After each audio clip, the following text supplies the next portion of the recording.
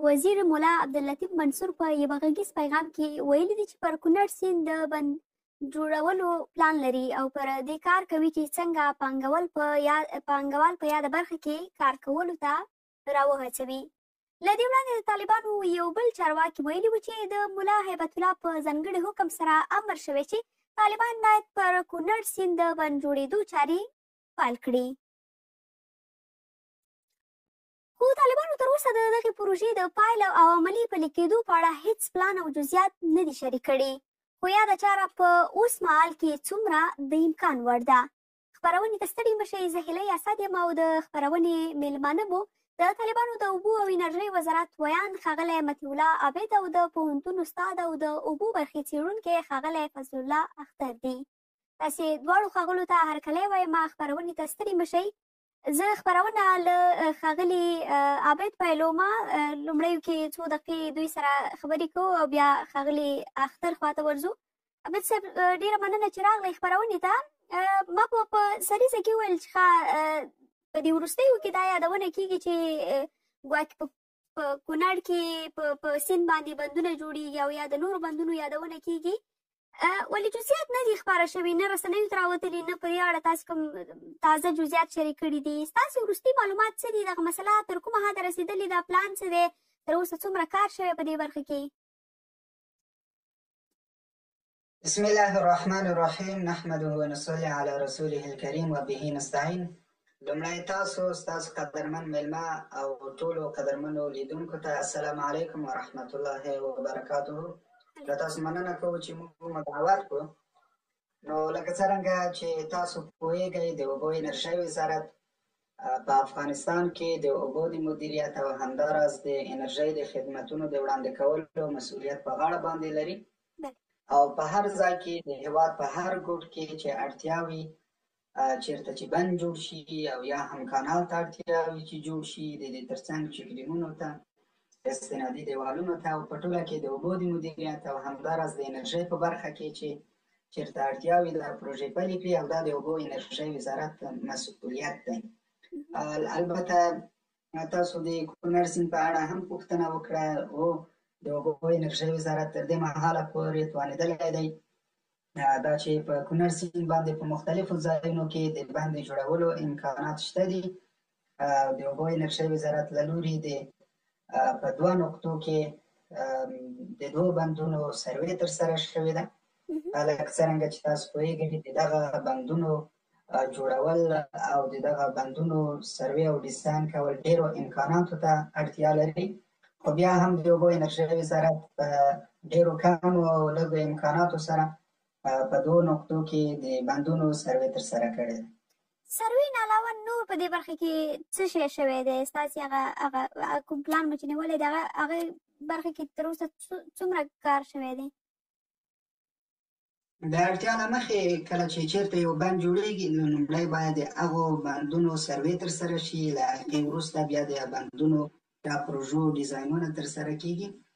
چونکې په دغه پروژو باندې د پانګونې لپاره او یا هم دغې پروژو ته د بودیجې د پیدا کولو لپاره د اوبو انرژۍ وزارت هڅه کړې ده چې له مختلفو داخلي شرکتونو او یا هم خارجي شرکتونو سره ناستې وشي او د دغې پروژې د بودیجې د پیدا کولو لپاره او یا هم د دغه پروژې د کارولو لپاره زمینه مساعده شي. د اوبو انرژۍ وزارت هلې ځلې کوي چې له هرې ممکنه لارې څخه دغه پروژې لپاره امکانات پیدا شي او دغه پروژې په لار واچول شي. او تاسې یادونه وکړه چې 2 بندونه داسې دي چې سروې شوي ده. 2 بندونه یو خو دا تقریبا څو کاله مخکې سورتاق او ساګي بندونه وه، همدغه بندونه تاسې یادوئ که نه تاسې نوي بندونو سروې کړې ده؟ د دغه بندونو لکه څرنګه چې تاسو پوهېږئ کله چې پروژه پلي کېږي د سروې په برخه کې مختلف سروېګانې شتون لري چې له مشاهداتي سروې څخه نیولې پري فیزیبیلیټي سټډي په تخنیکي لحاظ باندې او فیزیبیلیټي سټډي او جیو ټکنیکل سروېګانې دي. دا مختلف سټیپونه لري، د شال په نام باندې، د ساګي په نام باندې، د سورتاق په نام باندې. که څه هم د دغه پروژو ممکن مخکې ابتدایي سروېګانې ترسره شوې وي، خو بیا هم نورې سروېګانې هم ترسره شوې دي چې په هغه کې 2 مهم نقطې چې هغه پېژندل شوي دي هغه د شالو ساقي په نوم باندې او د دې ترڅنګ یوه بله پروژه هم ده چې د هغې تخنیکي مطالعات بشپړ شوي دي هغه د ګمبیري په نوم باندې ده. نو که چېرته امکانات موجود شي او د بودیجې په برخه کې او یا هم د تخنیکي اسانتیاو په برخه کې زمینه مساعده شي نو انشاءالله چارې به پیل کېږي.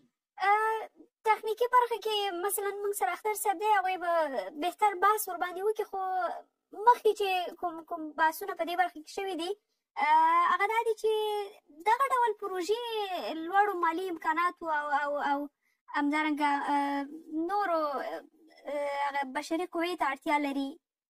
تاسې د دغه بندونو د جوړېدو لپاره بودیجه اوس مهال لرئ او که غواړئ اماده یې کوئ په کومو امکاناتو یې اماده کوئ پانګوال لري اوس مهال؟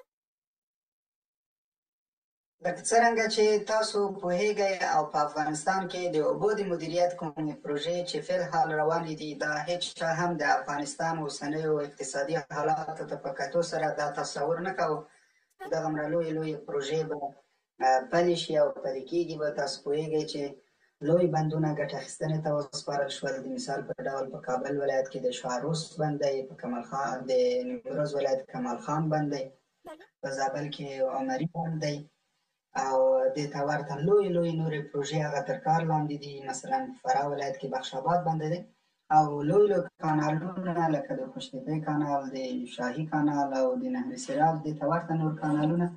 نو هیله من یو چې له یوې خوا نه له یوې خوا نه یا له یوې طریق نه له یوې طریق نه موږ په دې باندې وتوانېږو چې دغې پروژې د پلي کولو لپاره بودیجه پیدا کړو. یو معلومات دا دي چې که په کونړ سیند باندې لوی بندونه جوړېږي دا شاوخوا له 2 میلیارده ډالرو ته اړتیا لري. تاسې وایئ چې ښایي یو طریق نه یو طریق نه به یې را پیدا کړو. داسې هغه کولی شئ تخمیني راته ویلی شئ چې تاسې پلان څه لرئ؟ مثلا کوم ځای نه کوئ دومره لوړه بودیجه یا دومره لویې پیسې؟ او بل بهرني پانګوالو سره تاسې خبرې کړي دي؟ هغوی علاقمند دي چې دې برخه کې تاسې سره مرسته وکړي؟ نو لکه څرنګه چې ما په خپلو خبرو کې یادونه وکړه دا چې په افغانستان کې د اوبو د مدیریت په برخه کې لویې پروژې لکه د هېواد په شمال کې د خوشتېپې کانال، لکه د هېواد په ختیځ کې شاهي کانال او د دې ترڅنګ لوی بندونه چې فی الحال تر کار لاندې دي. مثلا د بخش اباد بند دی، پکتیکا ولایت کې پلتوني بند دی، د دې ترڅنګ د کجکي بند دویم فاز یا آخري فاز دی چې دا هم د پانګونې له طریقه پر مخ وړل کېږي.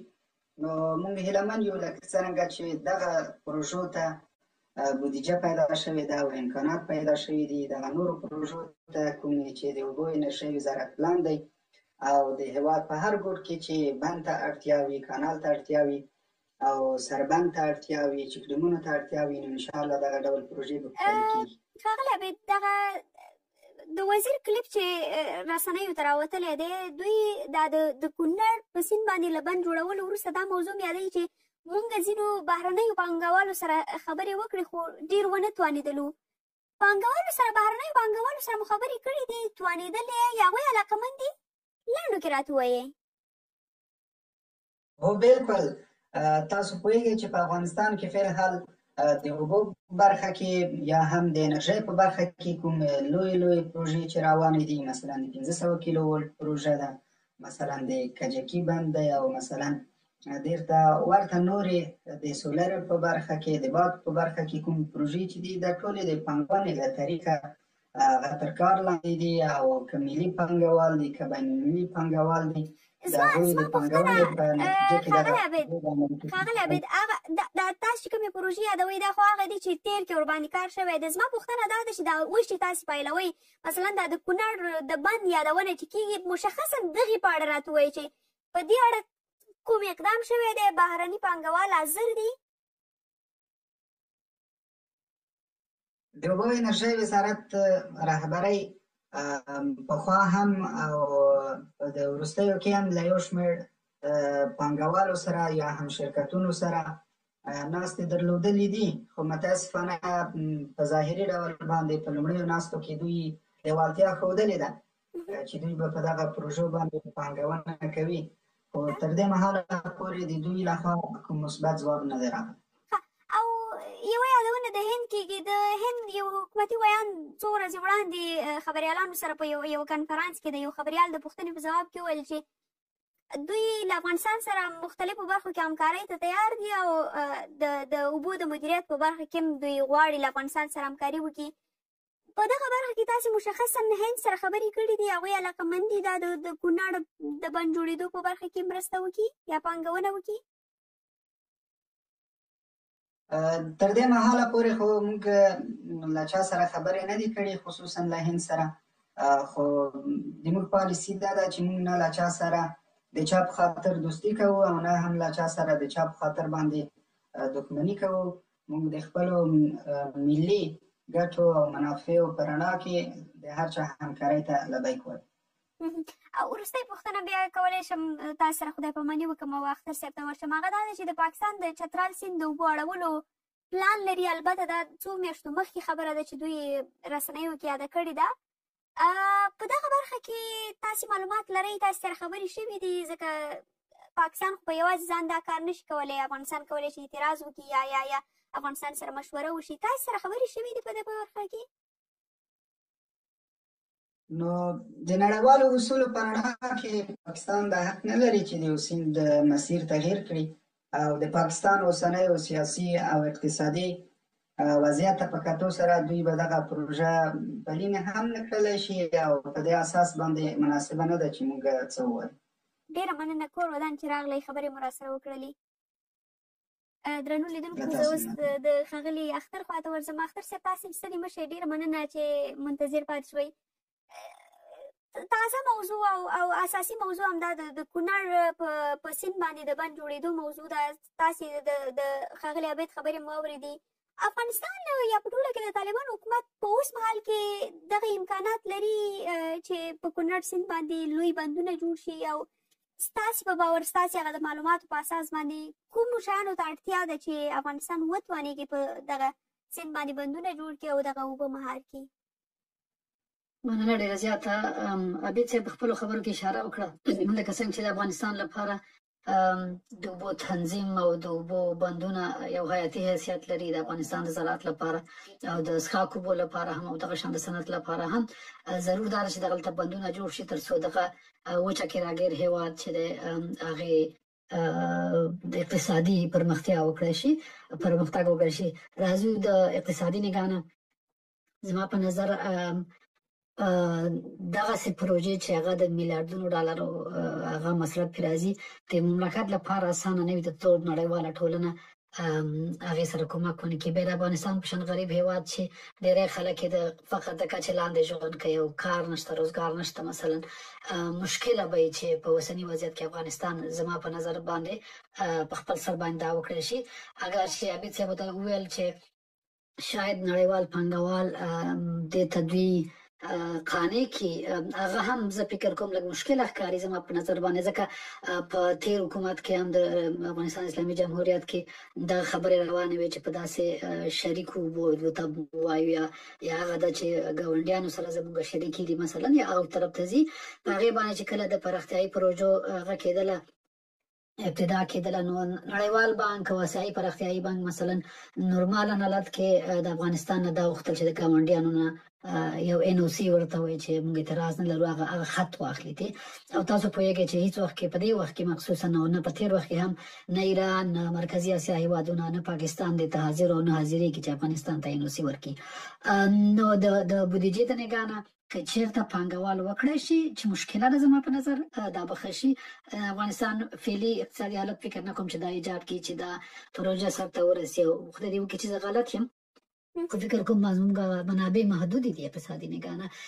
بل دا ده چې مثلا که ایتوپیا مثال درکړم درته هغوی که په دریای نیل باندې بند جوړ کړو د مصر دولت اخطار ورکړو چې زموږ جنګي تیارې به دغه بمونه واچوي او دغه به له منځه یوسي. خو د ایتوپیا حکومت د خلکو د معاشاتو نه پیسې راټولې کړې تر دې چې ورسېده چې هغه باندې تقریبا ورسوو.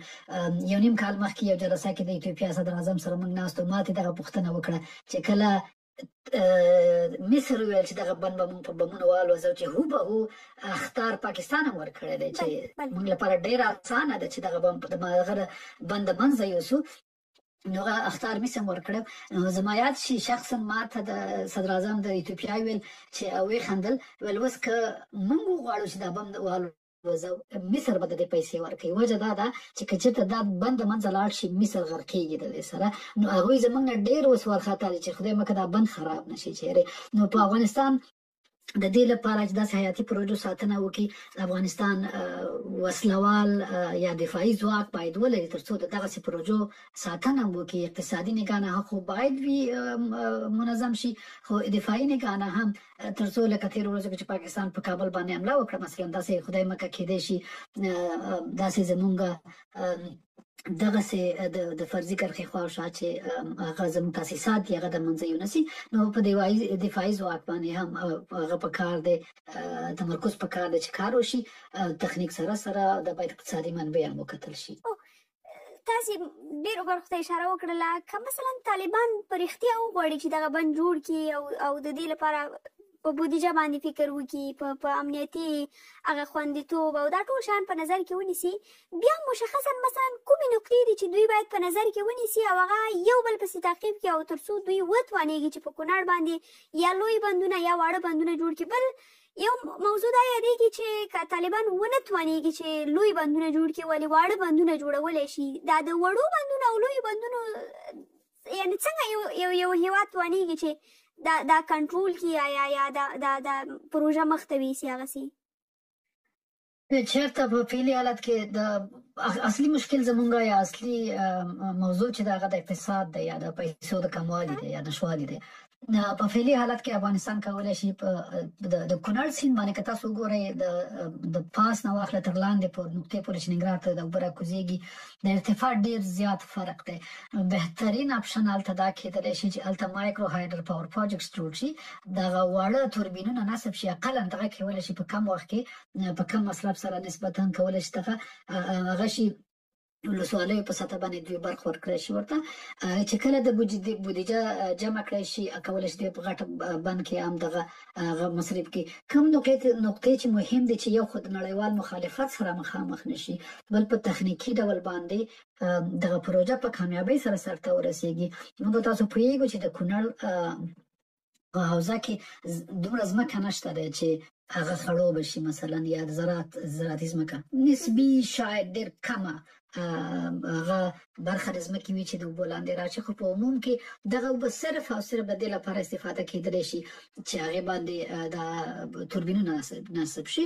که فرض کړو چې بودیجه هم شته تخنیک هم شته دفاعي ځواک هم شته بند جوړېږي بله مهمه نقطه دا ده چې څېړنې وشي. اوس مثلا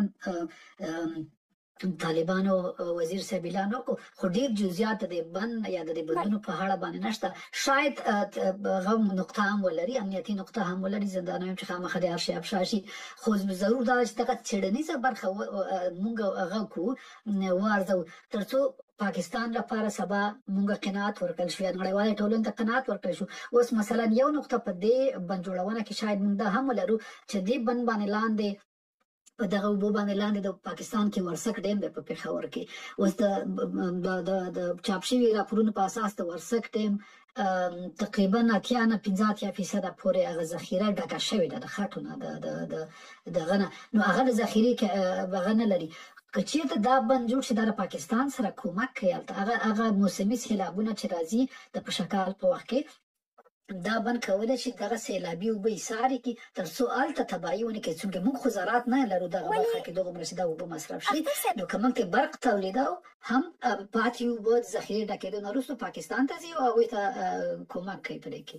تاسې وویل ښه دا که بند جوړ شي او اوبه راایسارې شي ممکن پاکستان ته ګټه وکړي ولې پاکستان ولې اندېښمن دی د دغه بند جوړولو نه یا هلته په پښتونخوا کې میشت پښتانه وخت ناوخت په رسنیو کې چې خبرې کوي هغوی یو ډول اندېښمن دي چې ګواکې که دغه افغانستان وغواړي بندونه جوړ کړي ممکن هلته اوبه کمې شي او د هغوی هغه کومې ځمکې چې خړ اوبه یا استفاده چې ترې کوي هغه ممکن کمه شي یا هغوی ته زیان واړوي. اصلا داسې نه ده، چونکې خبره داسې ده چې پاکستان کې مطبوعات زیاتره د فوزي رژیم ژبه وي. هلته هغوی لپاره ملي مسایل ډېر مهم دي. دا مهمه نه ده چې تخنیکي طور دا پروژه پاکستان ته نقصان رسوي یا نه یې رسوي.